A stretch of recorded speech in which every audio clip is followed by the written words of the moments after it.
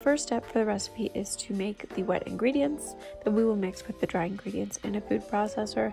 Add 12 medjool dates, a tablespoon of vanilla extract, sourdough starter or soy milk, whichever one you have on hand. Sourdough starter is for those who are baking bread and want to use it up.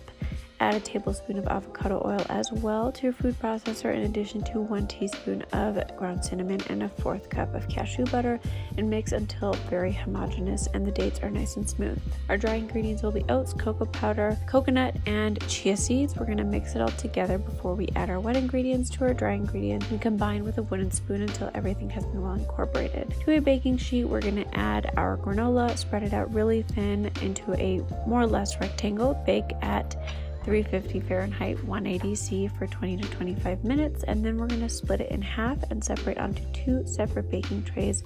Break them up into small pieces because we will bake them at a lower temperature for about an hour and a half until really nice and crispy. Once you've baked them a second time, you're going to have to wait until they've cooled completely. We will then add 1 cup of chopped vegan chocolate, a 1/2 cup of peanuts or any nuts of your choice, and mix with your hands and enjoy.